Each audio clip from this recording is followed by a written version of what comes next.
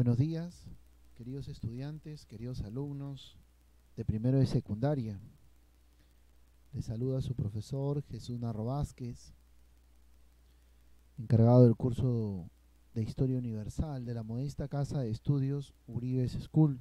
Reciban el cordial saludo de cada uno de los estamentos de nuestra institución, la cual también se une a continuar y promover nuestra identidad nacional, identificarnos con nuestro país y sobre todo más en estos tiempos en el cual estamos pasando situaciones difíciles, situaciones en las que nos vemos expuestos a esta pandemia, pero eso no quiere decir que no continuemos demostrando y que la unión hace la fuerza como peruanos, como hermanos de una misma nación, conmemorando un año más de nuestra gloriosa independencia del Perú. Y la institución Uribes School no es ajena a esta fecha, a lo contrario, años anteriores veníamos rindiendo homenaje a través de una manifestación cultural, a través de un desfile importante, ya que unía a toda la población estudiantil, a todos los estamentos. ¿Cómo no recordarlo, queridos estudiantes? Y compartirles un pedacito de nuestra historia, de aquellos actos importantes que marcan y fortalecen nuestra identidad como peruanos. Pero tenemos que continuar, nuestras clases tienen que continuar, no deben verse pausadas.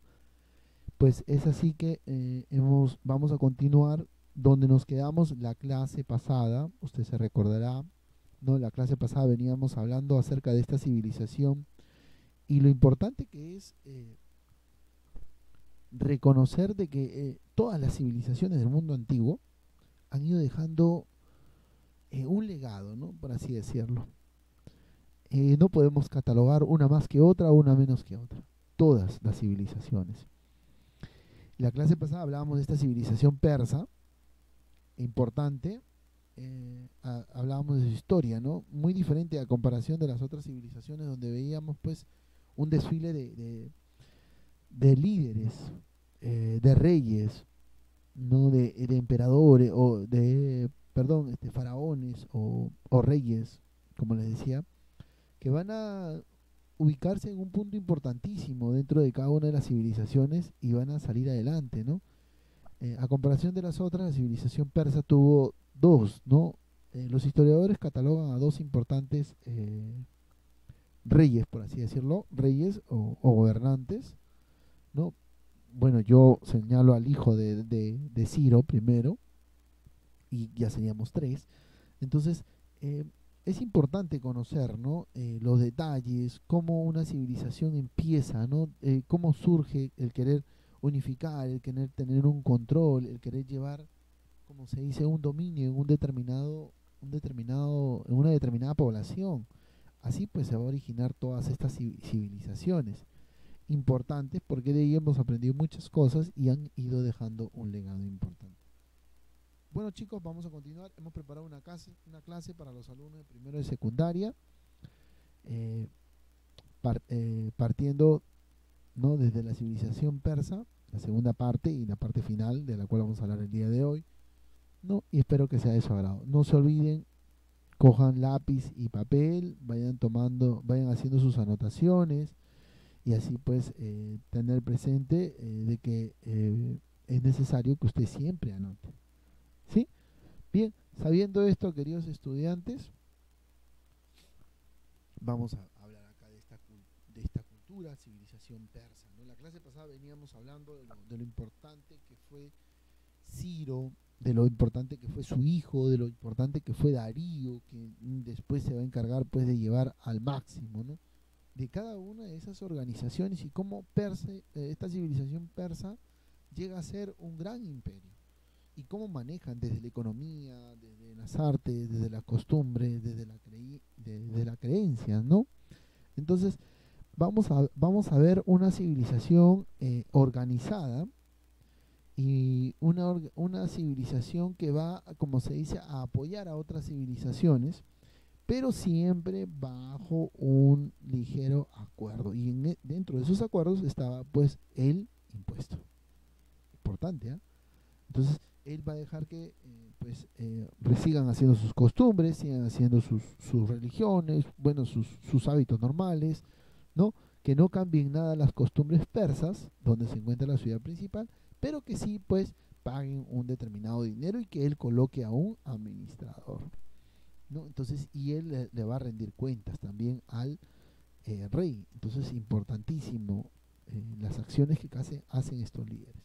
Vamos a continuar viendo y recordando un poquito, no, la meseta de Irán es, es testigo, el territorio testigo de esta civilización persa y de lo esplendorosa que llegó a ser, ¿no? Y la clase pasada hablábamos de un hecho importantísimo, ¿no? El año 539 a.C., prácticamente la acción que hacen los persas cuando Ciro, más que nada, en marcha hacia los palacios babilónicos y las personas le decían que no iba a poder pues tumbar o no iba a traspasar los muros de Babilonia, pues Ciro fue perseverante, muy centrado en su objetivo, ¿no? Muy centrado en su objetivo, teniendo un número de soldados reducidos, ¿no? Los necesarios como para poder incursionar en Babilonia y poder pues acabar con este imperio babilónico, ¿no? Estamos hablando de tiempos donde Hammurabi ya tiene un código para que todas las ciudades estén tranquilas, ¿no? Ya está dado, ¿no? En una de las ciudades de Persia, en, en Susa, si no me equivoco, ya está un obelisco, una piedra donde está plasmado el código de Hammurabi.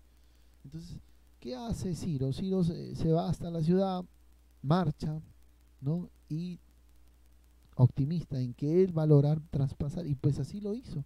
La perseverancia, el optimismo logró que Ciro prácticamente tumbara estas paredes amuralladas y pueda conquistar este imperio babilónico. Lo que muchos creían, los historiadores hasta hoy en día se preguntan, ¿no? La estrategia, cómo, mediante qué modo, ¿no? Fue importante el arma, el uso del arco y la flecha, las técnicas de guerra. Entonces, estamos hablando, se está viviendo un tiempo donde prácticamente Ciro, a su muerte, su hijo va a continuar esto, y después Darío, que va a llevar a la civilización persa a su máximo esplendor, y de ahí en adelante la civilización va a coger, como se dice, una gran fuerza ante otras civilizaciones. Así va a poder dominar otras civilizaciones y va a formar otras ciudades-estados. Entonces vamos a continuar viendo acá. Tenemos acá la línea de tiempo un poquito así para poder explicar cada uno de los reyes, ¿no? Tenemos acá Ciro II, Cambises, el hijo de Ciro, ¿no? Esmedis, Darío I el Grande también, y Jerjes, ¿no? Darío prácticamente el encargado de llegar a su máximo esplendor, Jerjes también el hijo del otro, y Jerjes prácticamente va a continuar, ¿no? Esta es prácticamente la dinastía aqueménida, ¿no? La dinastía que lideró del año 550 hasta el año 331 a.C., ambas fechas. Entonces, estamos hablando de todo un legado, ¿no? De toda una visión que por más que el rey cae, su hijo tiene que consumar y continuar esa misión de su padre, ¿no? Una encargatura pues a futuro, un proyecto a largo plazo, y lo lograron. Fue un gran imperio, ¿no? Y para manejar la economía tuvieron que crear monedas, ¿no? Y dar las garantías a esas monedas, dar el valor que el Estado, ¿no? Del darico de oro también. Listo, y tenemos acá la expansión de este imperio persa, importantísimo. Miren, ¿por qué manejar un comercio? Mira, tenemos el mar Mediterráneo, tenemos el embudo del Mar Negro, ¿no? Este embudo de acá, esta formación territorial estratégica. Tenemos prácticamente el mar Caspio. Y tenemos la salida hacia el Golfo Pérsico. Increíble, ¿no? Mira, y las ciudades están acá. Persépolis, Susa, como les decía, la capital, se va a extender en una vertiente del río Tigris, ¿no?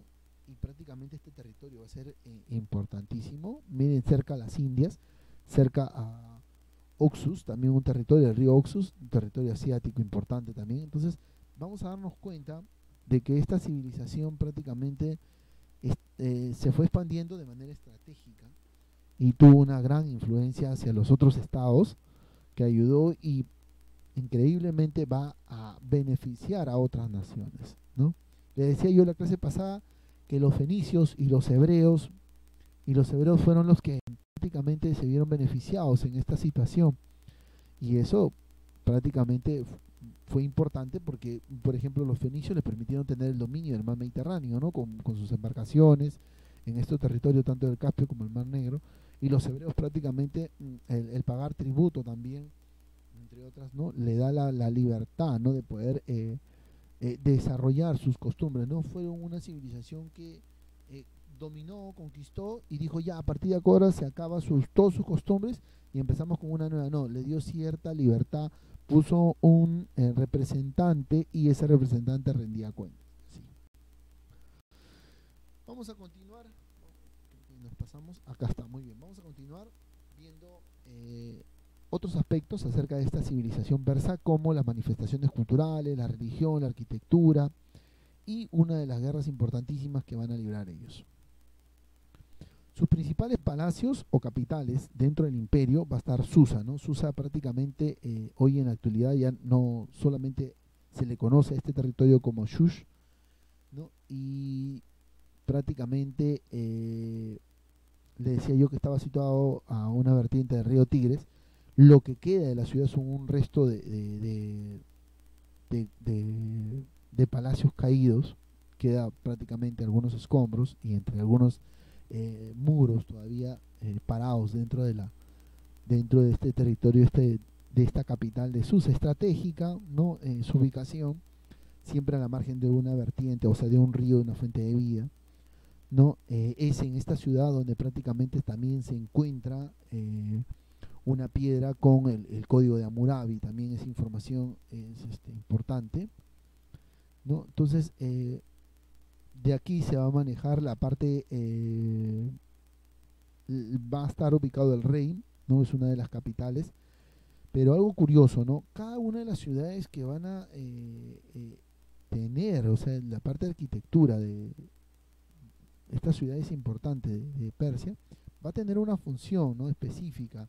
Prácticamente el rey va, como se dice, no va a estar en una sola ciudad o una sola ciudad-estado o una capital, no, va a estar siempre transportándose. Entonces, cada uno de estos territorios tiene una función importante, ¿no?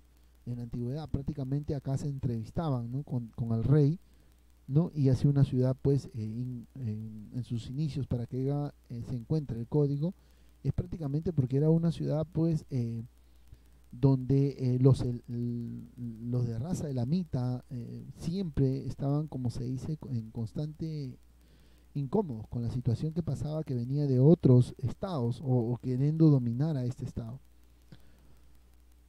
Otra capital o ciudad importante va a ser, pues, la capital de los medos. Recuerden ustedes que vamos a tener a los persas y vamos a tener a los medos.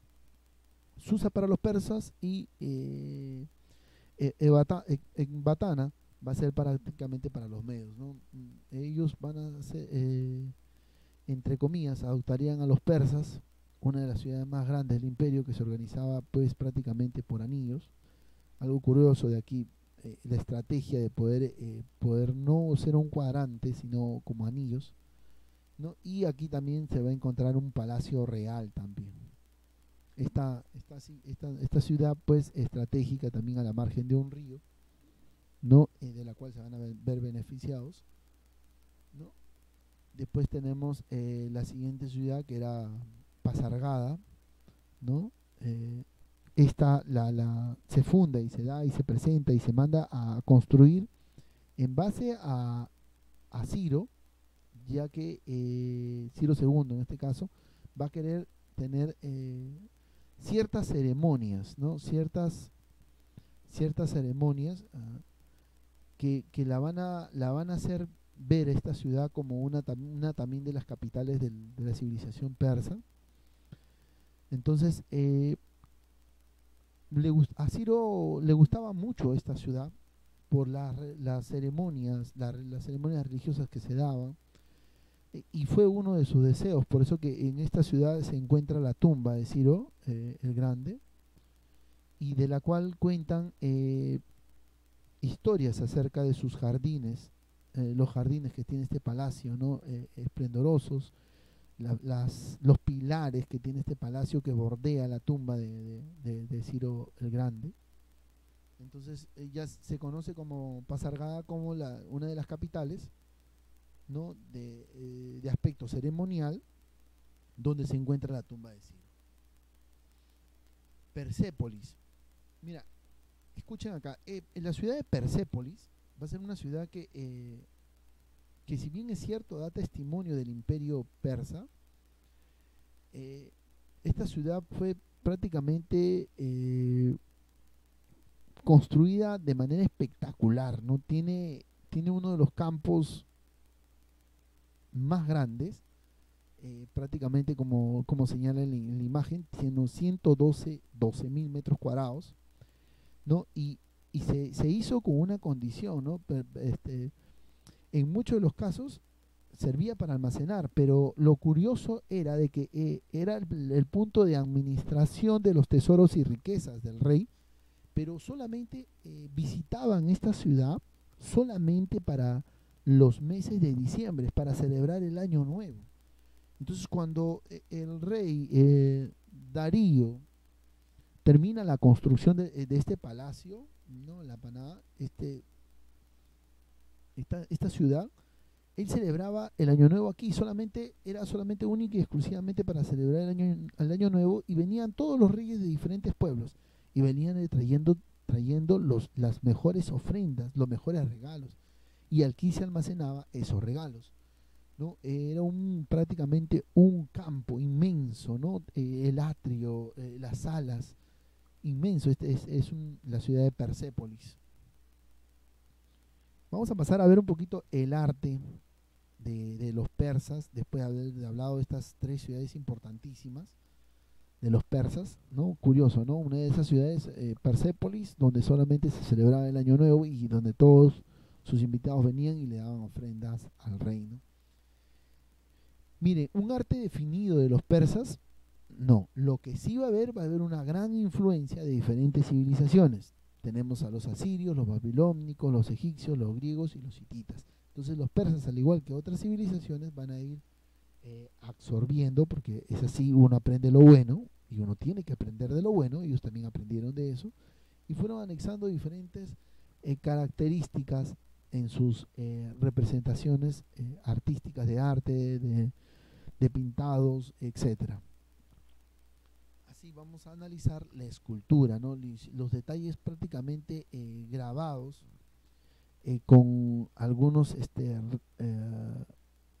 resaltes en la piedra, como se dice, esculpida, por eso escultórica, prácticamente le va a dar, como se dice, cierto encanto, y la representación de rostros, la representación de animales, de aves, de personas aladas, ¿no? Va a permitir pues que ellos tengan un gran trabajo escultórico en la piedra, en los trabajos de la construcción de los templos y arquitecturas. Entonces esta decoración pues le va a permitir a ellos pues como se dice, resaltar en este aspecto, ¿no? La representación de leones en las paredes, en los interiores, el alto relieve, como se dice, el trabajo de esculpir las piedras y los otros, como se dice. A esto se va a sumar la pintura, ¿no? La pintura al fresco, ¿no? Quiere decir que pintado y secado de forma natural, ¿no? De los cuales van a quedar plasmados en manuscritos, ¿no? Lo que sí importante es de que la influencia en el mundo islámico acerca de lo que recolectó Persia en sus dominios va a influenciar después en otras civilizaciones, ¿no? Y prácticamente van van a permitir que ellos pues puedan copiar o tener o realizar réplicas mejores que de las que van a visualizar, ¿no? Entonces ellos van a plasmar en el arte, la pintura, diferentes situaciones, ¿no? Escenas cotidianas, representaciones de reyes, acuerdos, ¿no? Entonces, prácticamente a partir de este siglo o del siglo VII, esta civilización prácticamente está sobresaliendo, está resaltando en uno de sus aspectos como es la pintura. En cuanto a la literatura, teniendo como punto de manifestación, son muy pocos la información de literatura que se ha encontrado, muy aparte de ser una de las civilizaciones muy filósofas, o sea, perdón, muy filósofas en el sentido de que va a haber bastantes personas encargadas a esta rama, ¿no? De la filosofía, el querer estudiar el porqué de las cosas, muy a pesar de que ellos van a ser una civilización, no que van a creer en Dios, sino en fenómenos naturales, en la naturaleza. Entonces, la filosofía le va a dar un punto agregado, ¿no? Entonces, estos documentos no están perdidos en su gran mayoría, eh, y están, como se dice, a la espera de que salgan en la actualidad. Entonces, vamos a ver de que lo que queda de la información ha brindado su aporte, se ha compartido. Entonces podemos saber de que también ha habido una lengua, ¿no? Como se dice, una lengua persa que floreció y sobrevivió, ¿no? A vastas franjas en Asia Central, ¿no? Que se han ido, como se dice, conservando la lengua de los persas. En el punto de religión va a haber un personaje influyente e importante, que es Zoroastro. Él, al igual que otros que vamos a ver más adelante, ¿no? Que hacer Mahoma, él también se logra pues alejar de todo comportamiento, de toda vida, se adentra en las montañas y regresa después, no como un profeta, como alguien que va a compartir una palabra, una creencia en Aura Mazda, ¿no? Y importante porque prácticamente las religiones, los reyes, a darle pie a que otras civilizaciones puedan realizar sus cultos o su veneración de lo más normal, pues los persas van a tener lo suyo propio también, y esto va a permitir pues que esta civilización no sea monoteísta, sino sea politeísta. Entonces va a tener diferentes divinidades, ¿no? Relacionadas, como les decía hace un ratito, a los fenómenos naturales, ¿no? Y sobre todo de que algo importante, que los dioses estaban relacionados con las funciones sociales, militares, económicas, y eso prácticamente le daba un tema de estar marcado dentro de lo que ellos, cómo desarrollar o cómo reinaban y gobernaban, ¿no? Entonces, ¿quién era Zoroastro, no? Este hombre predicaba y tenía la necesidad de actuar acorde a la justicia, ¿no? Diciendo siempre la verdad. Importante, decir siempre la verdad y evitar siempre las mentiras, imagínense, o sea, una base total, un equilibrio, el que tenía un equilibrio total, no, no mentir, no, y evitar también las otras. Entonces va a haber una ligera lucha, una ligera contradicción, ¿no? Entre el arta y la mentira, ¿no? Que es Druk, y van a ser los valores importantísimos que incluso llegaron a ser personificados. Importante estos valores porque es necesario de que todavía siempre haya ese equilibrio de valores, y los persas pues manejaron muchísimo ese equilibrio de valores. Ahí tenemos la religión, partimos de Zoroastro, ¿no? Y tenemos el zoroastrismo, o sea, el bien y el mal, que ambos conviven, o sea, que siempre va a haber el bien y el mal, que se da al bien, ¿no? El culto a este comportamiento, a esa religión, el culto dualista. La base de esa religión va a ser el Zen Avesta, el libro sagrado de la religión, o el Aura Mazda, que es el Ormus. El Aura Mazda es también prácticamente la religiosidad, ¿no? O sea, lo que se cree, ¿no? en el aspecto cultural decíamos que no había mucha información en cuanto a libros o documentos, ¿no? Lo que sí hay una arcilla que prácticamente narra muchos aspectos culturales de esta civilización, ¿no? Prácticamente el Avestico, ¿no? Es el que habla de este punto de esta civilización. Vamos acá. Y ofrece, ¿no? Muy aparte, se podría saber de la pintura en fresco de los manuscritos, y este manuscrito sobrevivió, ¿no? Son los gatas de Zaratustra, están en forma de poesía, que tienen su propio ritmo único, ¿no? Dice, ahora, esta educación se prolonga hasta los 25 años. A los 7 años de edad se ingresa a esas escuelas públicas y se considera prácticamente propiedad del Estado. Los persas van a poseer una enseñanza superior. Un punto muy importante que se debe mencionar es que las organizaciones educativas de los persas influyó en otras civilizaciones, tanto como los griegos y, tanto como los romanos como los griegos en este caso. Uno de esos puntos importantísimos que va a lidiar y que va a tener esta civilización van a ser las guerras médicas, ¿no? Las guerras médicas. El ejército persa estaba compuesto por hombres firmes y puntuales. ¿Qué es lo que había hecho Jerjes en esta parte importante de las guerras médicas? Jerjes eh, y su reclutamiento de diferentes lugares o dominios que ellos que habían reclutado tanto en la India como en Asia, habían reclutado a hombres expertos, como se dice, para el arte, para el arte de la guerra. Y ellos prácticamente desempeñaban un papel importantísimo, y esto le va a ser beneficioso, ¿no? En la batalla de las Termópilas. Importante porque aquí se están enfrentando a los atenienses y a los espartanos, dos importantes ciudades, estados de Grecia. Prácticamente eran no menos de 10.000 hombres, y eran llamados así porque cada vez que uno moría, inmediatamente otro hombre de la reserva lo reemplazaba, ¿no?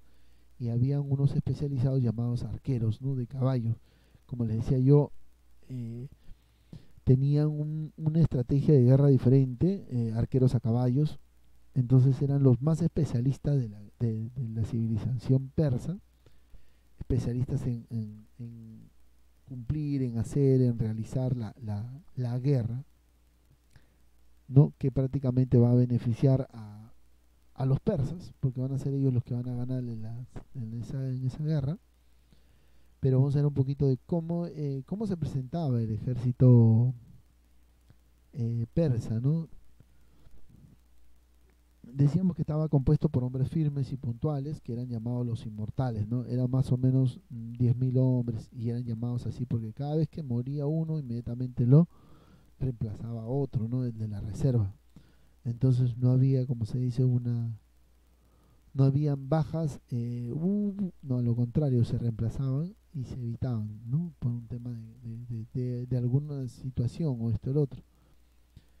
Ahora, estos hombres, pues, eran especializados en el arte de la guerra, al momento de pelear a caballo y con flechas, ¿no? Entonces, también tuvieron que, en un tiempo de escasez, tuvieron que recolectar hombres para tenerlos dentro de las tropas, ¿no? Y tenemos representación de cómo lucían prácticamente, esto no tanto, después prácticamente es Esparta. Y sí, importante desde la figura, desde el arma, desde el arco y la flecha de los persas, importante en este tiempo. Del ejército persa. Entonces, estamos viendo algo importante. Veíamos desde las ciudades, ¿no? La arquitectura, las ciudades, la cultura, la religión. Muchas de las costumbres estaban bien definidas de los persas, ¿no? Desde la costumbre si se saludaban, un beso en la mejilla o no se saludaban, costumbres en los cuales no podían miccionar ambos, tenían prácticamente habían sido personas con una estructura en cuanto a valores, como se dice. Y esto pues había permitido pues que ellos manejen muchísimo este aspecto, el tema de los valores, que va a fortalecer el comportamiento de la población. Importante porque es lo que los persas querían, ¿no? De que las personas tengan un comportamiento basado en valores, como se dice. Vamos a continuar viendo, queridos alumnos. Acá un punto importante. Muy bien, chicos. Vamos a, no sin antes recordarles, queridos estudiantes, que la tarea se va a subir a la plataforma. Espero que la desarrollen ya con esta segunda parte de prácticamente de los persas. Estamos cerrando este tema, esperando pues la próxima semana poder continuar con un nuevo tema. Lo más probable es que si usted tiene algún inconveniente, nunca está de más hacerle la aclaración, que se comunique con su tutor o su tutora para que pues en cierta forma puedan ayudarlo a usted, ¿sí? Bueno, chicos, me despido. Espero que haya sido de su agrado. Cuídense mucho. Muchas bendiciones en casa. Gracias.